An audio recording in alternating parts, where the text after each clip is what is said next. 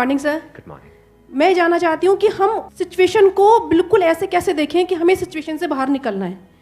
कि मान लो हमारे पास बार बार कोई प्रॉब्लम आ रही है, हम उसे फेस कर रहे हैं, फिर जो आसपास के हमारे सराउंडिंग्स के लोग हैं वो भी टाउंटिंग कर रहे हैं हम पर, नहीं तुमने पहले भी ऐसे किया था, अब फिर तुम फेल हो जाओगे इसमें, तो वहाँ जा करके हम स्टक हो जाते हैं और फिर हमारा कॉन्फिडेंस लूज हो जाता है। हम एग्जैक्टली कहाँ स्टक हो जाते हैं, जिसको आप जो वर्ड यूज कर रहे हो स्टक हो जाते हैं, मतलब आप कह रहे हो कि हम अपनी थिंकिंग में स्टक हो जाते हैं। थिंकिंग में स्टक हो जाते हैं, राइट? कि हम ओवर थिंकिंग में चले जाते हैं। ओवर थिंकिंग, कि हम बैठे बैठे बस सोचते रहते हैं कि ऐसा क्यों हुआ, क्या हुआ, ऐसा नहीं होना चाहिए, कि हमारे में कुछ कमी ऐसा हो गया तो क्या होगा, वैसा हो गया तो क्या होगा, मैं दोबारा भी ट्राई किया नहीं हुआ तो क्या होगा। हम जानते हैं कि पहले भी ऐसा हुआ था, फिर हमने उसे ओवरकम कर लिया, लेकिन बार बार वही चीज आते आते फिर वही ब्रेन का जो कंफर्ट जोन है हम फिर वहीं स्टक होने लगते हैं। और जिस कंफर्ट जोन की आप बात कर रहे हो वो एक्चुअल में ओवर थिंकिंग वाला जोन है। ओवर थिंकिंग वाला जोन है, मतलब बैठे बैठे बस सोचते रहते हैं जैसी हमारी कंडीशनिंग हुई कर है, कुछ नहीं पाते हैं। करते भी हैं तो थोड़ा सा करना शुरू करते हैं, उसके बाद वापस से वो थॉट्स हमारे ऊपर हावी हो जाते हैं। राइट? यही आप कह रहे हैं। राइट सर, प्रॉब्लम जो है इतनी ज़्यादा, क्योंकि एक्चुअली क्या लाइफ में अगर कुछ अच्छा होता है तो शायद हम प्रॉब्लम से इजीली निकल जाते हैं, बट बैक टू बैक जब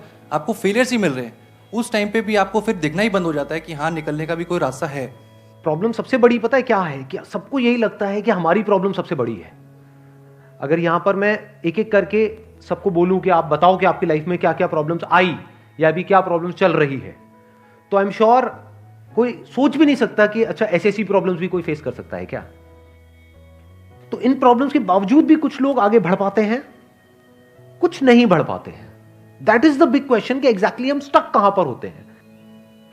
क्या हम एक्चुअल में लाइफ में प्रॉब्लम्स में फंसते हैं या उन प्रॉब्लम्स को लेकर के जो हमारी थिंकिंग है वहां फंसते हैं? सबसे पहले ये चीज हमको क्लियर होना चाहिए। तो जो हम कह रहे हैं फंस गए हैं, हम एक्चुअल में प्रॉब्लम्स में नहीं फंसे हैं, क्योंकि प्रॉब्लम्स तो सबकी लाइफ में है। हम एक्चुअल में थिंकिंग में फंस जाते हैं। राइट। ये पॉइंट सुनने में छोटा लग रहा होगा, but it is a very big point two understand in life, जो 99% लोगों को नहीं समझ में आता है। हम क्या समझते हैं कि हम प्रॉब्लम्स में फंस गए हैं, क्योंकि the moment you say that, तो जब तक प्रॉब्लम्स रहेगी तब तक आप फंसे रहोगे। और प्रॉब्लम्स कब तक रहेंगी? लाइफ टाइम, जब तक लाइफ रहेगी। राइट।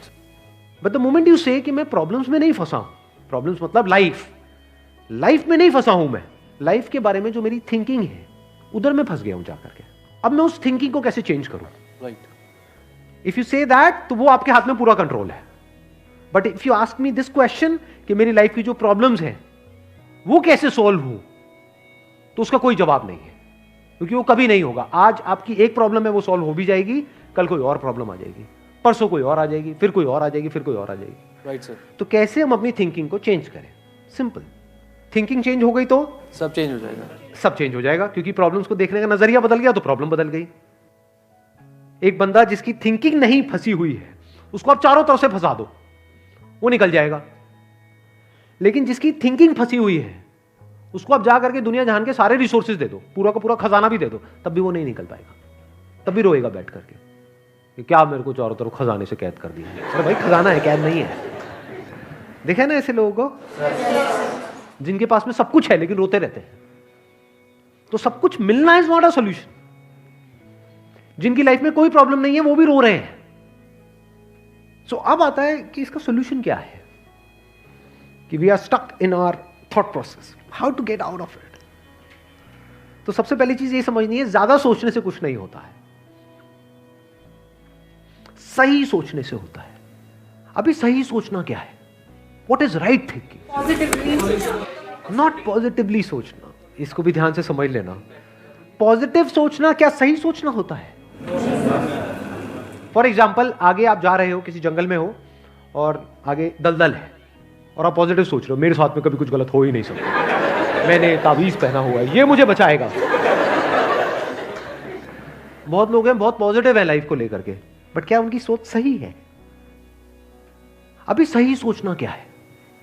सर, मेरे हिसाब से मतलब इंटेलिजेंसी से सोचना, कि मतलब कुछ ऐसा सोचे कि आगे जाके हमें कोई हानि ना हो, कि एक इंटेलिजेंट माइंड से सोचे।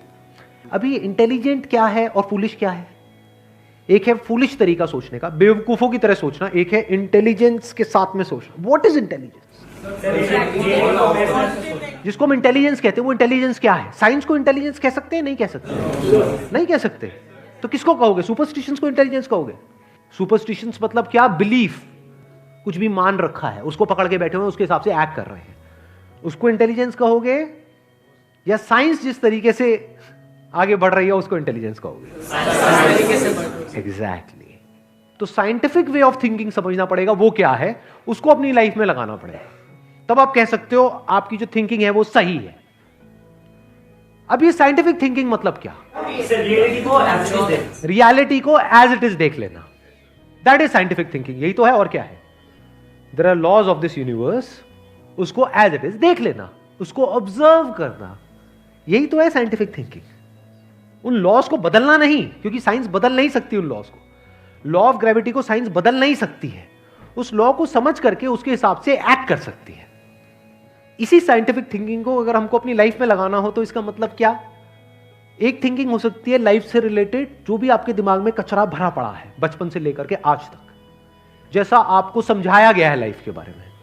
किसने समझाया है? वो लोग जो खुद नहीं समझते, लाइफ के बारे में अपने अपने बिलीफ्स बनाए हुए हैं, अपने अपने स्टैंड पॉइंट से लाइफ को देख रहे हैं। फॉर एग्जाम्पल, कोई हिंदू है तो एक तरीके से लाइफ को देख रहा है, कोई मुस्लिम है तो अलग तरीके से लाइफ को देख रहा है, क्रिश्चियन है तो अलग तरीके से देख रहा है। क्या सही है इन तीनों में से? कि तीनों को सही थिंकिंग कह सकते हैं? ना, क्योंकि आपस में लड़ झगड़ रहे हैं। साइंस में कोई लड़ाई झगड़ा होता है? अगर मैं किसी साइंटिफिक फैक्ट के बारे में बात करूंगा, क्या कोई हिंदू, मुस्लिम, क्रिश्चियन आकर के आपस में लड़ सकते हैं? नहीं। तो ये सही थिंकिंग है। एक है जो हमें सही लगता है, एक है जो सही होता है। दोनों में जमीन आसमान का फर्क है। एक है जो आपको सही लगता है, एक है जो सही है। तो साइंटिफिक थिंकिंग का मतलब क्या, अगर इसको हमको लाइफ में लगाना हो तो, यानी लाइफ को आप एज इट इज देखो, ऑब्जर्व करो, फिर उसके बारे में सोचो। This is scientific thinking. और ये जो फंडा जिसकी मैं बात कर रहा हूं, इसको आप लाइफ के किसी भी एस्पेक्ट में लगा सकते हो। इसको बिजनेस में लगा सकते हो, इसको जॉब में लगा सकते हो, इसको रिलेशनशिप में लगा सकते हो, इसको हेल्थ में लगा सकते हो। बिजनेस क्या है अगर रियलिटी को एज इट इज देखना नहीं है तो? सारे झूठे भरे हैं। अब ये जो आपने कहा कि बिजनेस में सब झूठे भरे पड़े हैं, क्या ये सच है या आपका अपना एक स्टैंड पॉइंट है? झूठे हैं लोग सारे। अभी इन्होंने बोला कि बिजनेस में सब झूठे भरे पड़े हैं। अभी ऐसे ही यहाँ पे मैं अलग अलग लोगों से अलग अलग बातें पूछूंगा ना, तो सब बड़े कॉन्फिडेंस से बोलेंगे, as if they know it for sure. जैसे मैं पूछूंगा, हाँ भाई यहाँ पे किसी मेल का किसी का ब्रेकअप हुआ होगा, तो सारी लड़कियां ऐसी होती हैं, सब धोखेबाज हैं। ऐसे ही कोई लड़की से पूछूंगा, वो आकर के बोल देगी, सर ये तो मर जात तो है ही ऐसी, इसका कुछ हो ही नहीं सकता। क्या ये सच है? या आपका अपना एक स्टैंड पॉइंट है, अपना आपका एक बिलीफ है? तो ध्यान से समझ लेना, इसका जो सबसे पहला स्टेप है वो है अंदर जो भी कुछ पड़ा हुआ है आपके, जो भी आपने मान रखा है उसको छोड़ दिया। अब आप हल्के फुल्के हो गए, अब एज इट इज देखा लाइफ को, लाइफ को ऑब्जर्व किया as life, not my life. For example, anger, क्या एंगर आपका है? बट आप एंगर का सोल्यूशन कैसे निकालते हो? मुझे गुस्सा आता है, मुझे गुस्सा नहीं करना है। कभी भी आप एंगर का ऐसे सोल्यूशन निकाल ही नहीं सकते। सिर्फ आपको आता है गुस्सा या सबको आता है? सबको आता है। तो क्या एंगर सिर्फ आपकी प्रॉब्लम है या एंगर एक लाइफ की प्रॉब्लम है? Fear, if you can look at fear, not your fear और माई फियर, फियर, डर है ना, वो डर क्या है? Can you look at it? इसको बोलते हैं साइंटिफिकली चीजों को देखना। रिलेशनशिप, नॉट माई रिलेशनशिप और योर रिलेशनशिप, रिलेशनशिप। तो इस तरह से जब हम चीजों को देखते हैं ना, not from a subjective point of view but from an objective point of view, जैसे एक साइंटिस्ट देखता है, जैसे एक साइंटिस्ट ऑब्जर्व करता है, वहां पे ना खुश हुआ जाता है, ना परेशान हुआ जाता है, ना पॉजिटिव हुआ जाता है, ना नेगेटिव हुआ जाता है। This positive and negative is your stand point, is a subjective point of view. In objective reality, उसमें खुश क्या होना है और दुखी क्या होना है, वहां पर सब कुछ क्लियरली नजर आ रहा होता है। वहां पे कभी भी हमारी थॉट प्रोसेस स्टक नहीं होती है, हम फंस ही नहीं सकते। बिलीफ्स में आप गारंटेड फंसोगे। शॉर्ट टर्म में वो अच्छे लग रहे होते हैं क्योंकि वहां पे कंफर्ट मिलता है। जो भी हमने मान रखा है, अगर उसको पकड़ करके हम बैठे रहें और उसमें गोल गोल घूमते रहें तो बड़ा कंफर्ट मिलता है, लेकिन आगे जाकर के वो हमको फंसा देता है, एंटैंगल्ड कर देता है। बट जो रियलिटी है वो धीरे धीरे धीरे धीरे आपको आजाद करती रहती है, जितना आप रियलिटी को समझ जाते हो उस लेवल तक। यानी कि अगर इसको मैं पूरा समअप करूं, जो भी मैंने अब तक कहा है उसको, ये सेशन शुरू कहां से हुआ था? फेलियर से हुआ था कि एक के बाद एक हमने लाइफ में बहुत सारे फेलियर्स फेस करे हैं। तो अब अपने फेलियर्स को ऑब्जर्व मत करो, अपने को बीच में से हटा दो, ऑब्जर्व करो ये जो फेलियर्स हैं ये क्या है। तो you will start seeing the nature of those failures, you will start seeing the causes of those failures. For example मेरी लाइफ है, अगर मेरे को उसको ऑब्जर्व करना है, दो तरीके हो सकते हैं। एक ये, अब मैं अपनी लाइफ में थोड़ा सजा रहा हूं जिससे कि आप उसको रिलेट कर सको।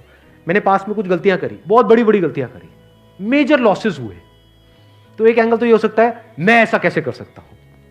दूसरा ये है कि मैं ऑब्जर्व करूं कि एग्जैक्टली वो गलती क्या थी और उसका कॉज क्या था। तो वो दिख जाता है, अच्छा उस टाइम पे वो ग्रीड बहुत ज्यादा हावी हुई पड़ी थी। अच्छा ग्रीड क्यों हावी हुई पड़ी थी, इतना लालच क्यों आया हुआ था कि हाँ ये करना है, ये करना है, ये करना है, ये क्यों आया हुआ था? और ये बचपन से ऐसी कंडीशनिंग हुई पड़ी थी, बचपन से घर में यही सारी बातें सुनी थी। तो इसलिए I was acting out of that information जो मेरे अंदर फीडेड थी, and that was not correct information.